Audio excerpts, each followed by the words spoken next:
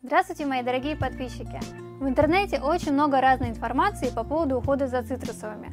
Как правильно формировать, в большом горшке выращивать или в маленьком, как удобрять, как черенковать, прививать или нет, можно ли получить большой урожай в условиях квартиры.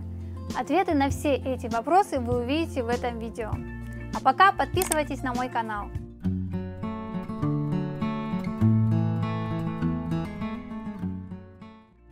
Я выращиваю цитрусовые в вегетарии, который работает круглый год. Цитрусовые не любят сухой воздух, сквозняки и высокую температуру, поэтому мы их ставим подальше от батареи и от окна. Это одно из самых главных условий для успешного выращивания цитрусовых в условиях квартиры. Все цитрусовые являются листопадными растениями, и если им что-то не нравится, они начинают сбрасывать листья, будут опадать завязи.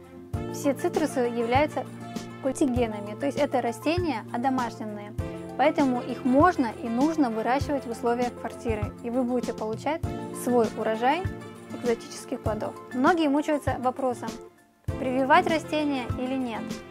Профессионалы это делают на саженце грейпфрута, который выращивают из семечек. Вот посмотрите, этому саженцу ровно год, и он уже в цветах. Его сейчас, конечно, я оборву и обрежу макушку, но через несколько лет он будет плодоносить точно так же, как привитые растения. Цитрусовые очень легко вырастить из обычных семечек, они очень быстро всходят. Для этого их необходимо замочить в теплой воде и посадить. Но урожай вы с них начнете получать через большее время, чем привитые растения или очеренкованные растения. В интернете очень много информации, что цитрусовые можно выращивать в маленьких горшках, и они будут хорошо плодоносить. Вот посмотрите, я хочу вам показать, это 3 одинаковых саженца, они одного возраста, 2 мандарина и лимон. И посмотрите, какая разница у них. Вот это вот 2 одинаковых саженца мандарина. Посмотрите, какая разница. Этот я пересадила ровно год назад в грядку, а этот оставила. Вот этот вот прирост, это за год. Я его не трогала, не формировала, я это сделаю сейчас при вас. Лимон тоже очень хорошо вырос, и посмотрите, висит 5 плодов, которые мы сегодня снимем и попробуем. И вот саженец, который я пересадила чуть-чуть в горшок побольше, и вот на нем 2 мандарина, и как он выглядит. Как же формировать правильно цитрусовые? У многих просто панический страх. Жалко, такое красивое растение, оно уже так выросло. Как его сейчас постригать? Вот смотрите, я не срезала, потому что созревал первый мандарин, и мне его было очень жалко. Но мандарин уже вырос, и сейчас мы будем формировать мои деревья. Здесь все как в природе. Чем тяжелее условия развития для растения, тем быстрее и больше оно стремится дать потомство. То же самое и в отношении детей. Самое страшное, что могут сделать родители, это жалеть своих детей. Поэтому не жалеем ни детей, ни наши растения.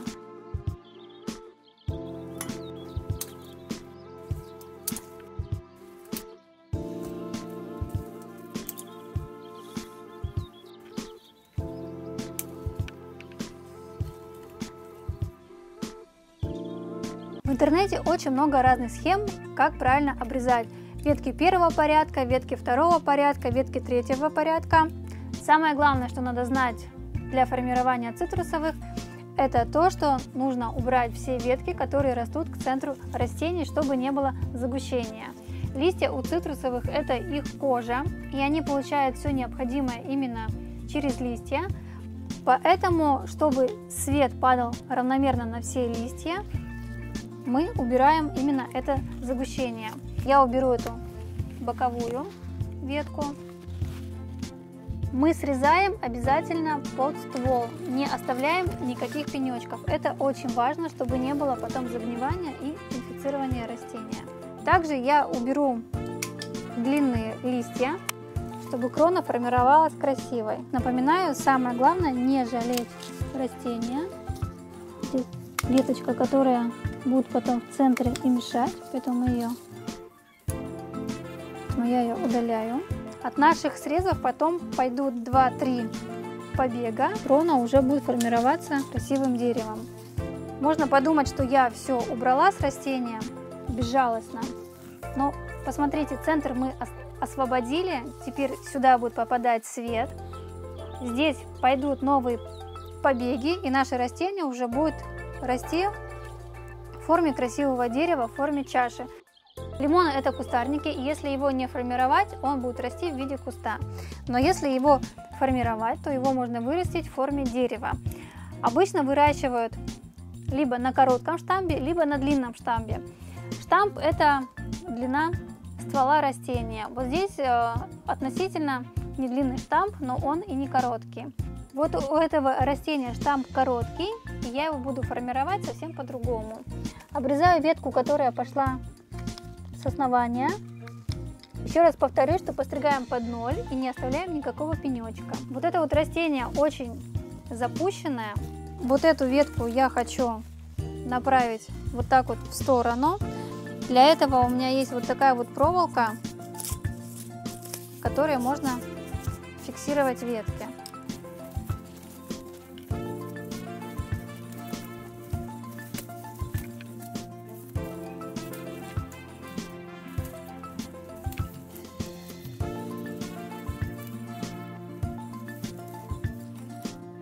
Вот так мы ее отогнули, и она будет фиксироваться уже в эту сторону.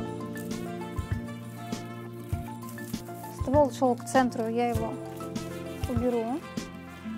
Все молодые веточки, которые идут к центру, я убираю.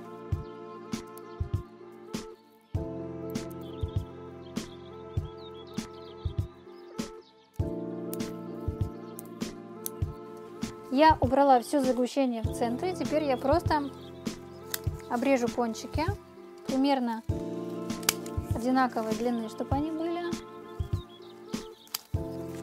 И с мест среза пойдут новые побеги.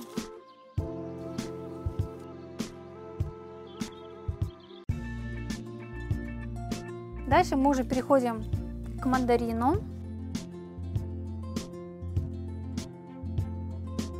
Вот эта веточка растет к центру и вниз направлена. Я ее тоже убираю. И вообще я уберу все боковые побеги сейчас до развилки. И шпагатом я выровняю вот так вот длинный штамп. Обовью нашей проволокой ствол.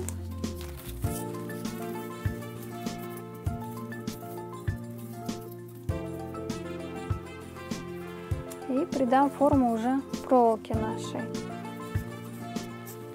Я это буду делать постепенно. Сейчас немножко вот так приподняли. Все веточки, которые идут к центру, я убираю.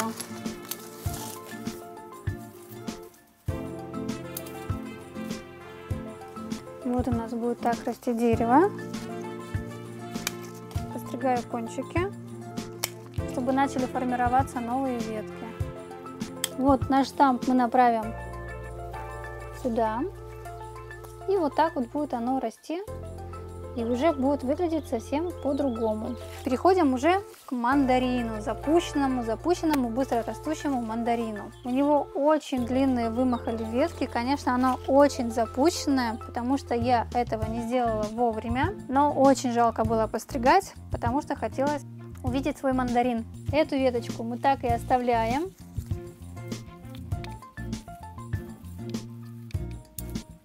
Эту скелетную веточку я укорочу. Все скелетные веточки я сейчас очень укорочу. Тут пошли уже ветки второго, а это третьего порядка. Я их тоже существенно укорочу. Аромат стоит просто обалденный. Не жалеем, подстригаем. Эти ветки у нас пойдут на черенки. Будут прекрасные черенки, будут новые мандарины, которые начнут плодоносить. Вот так я сформировала свой мандарин. Теперь в конце каждой ветки пойдут новые побеги. Дерево будет расширяться и расти уже совсем по-другому. Здесь у меня растет кумкват. Он плодоносит круглый год, и я очень рекомендую его выращивать в квартире. У меня его никто не ест. Ем его только я. И я не дожидаюсь, когда он созреет. Я прихожу и срываю его зелененьким. Очень обожаю его. И сейчас все, что срежу, я зачеренкую. И хочу, чтобы у меня его росло очень много. Сразу уберу длинную ветку, которая очень вымахала. Я ее пущу на черенки. Уберу то, что растет к центру. Обломанные, пораненные веточки. Кончики, чтобы пошли новые побеги.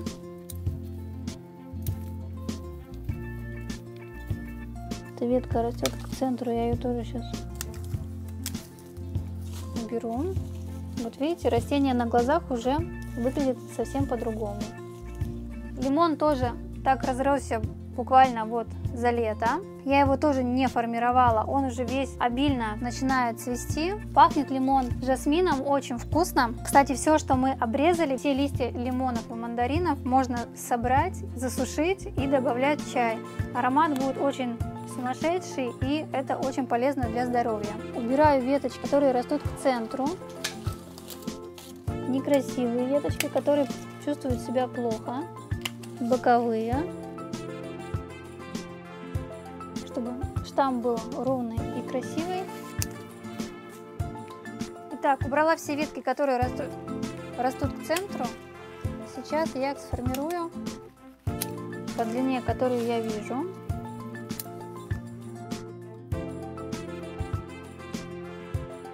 Вот, я постригла мой лимончик.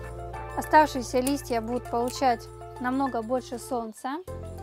Еще один немаловажный момент, чтобы плод очень хорошо вызрел, налился и был крупным, необходимо оставлять на ветке столько плодов, что примерно было соотношение 1 плод к 15 листьям на ветке.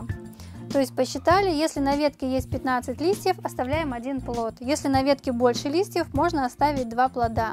Таким образом у вас плод будет очень крупным и очень большим. В ином случае плоды будут маленькие. После формирования наших цитрусовых у нас остается много веточек, которые выкидывать не надо. Еще раз повторю, что их можно собрать, высушить и добавлять в чай. Они очень ароматные, очень полезны. Можно почитать в интернете про пользу лимонных листьев и листьев цитрусовых. А также можно их черенковать. Берем нашу веточку, обрезаем ее так, чтобы у нас было 3-4 междуузлия. Нижние листья мы все убираем, потому что они будут в грунте. А верхние листья, можно их не обрезать, но я их обрезаю на 2/3. 2/3 убираю, чтобы они не забирали силы у нашего черенка. Сажаем мы черенок в песок с добавлением перлита, чтобы удерживалась влага. Песок с перлитом самый лучший субстрат для черенкования цитрусовых растений. Берем наш черенок и сажаем. Так, мы собрали плоды, сформировали наши цитрусовые деревья, начеренковали веточки, которые мы состригли, и сейчас необходимо подкормить наши растения. Все цитрусовые растут с микрогрибами, которые находятся на корнях растений. Это живые организмы, поэтому подкармливать их надо очень аккуратно. Подкормку мы будем делать по общим правилам природного земледелия. Сколько микроэлементов мы внесем в землю, столько мы и получим в плодах. По поводу питательной ценности продуктов и как ее определить, смотрите мое отдельное видео. Также есть отдельное видео, как сделать питательный грунт. Я сейчас просто сверху подсыплю немножко здесь смесь золы, фосфоритной муки и кальция.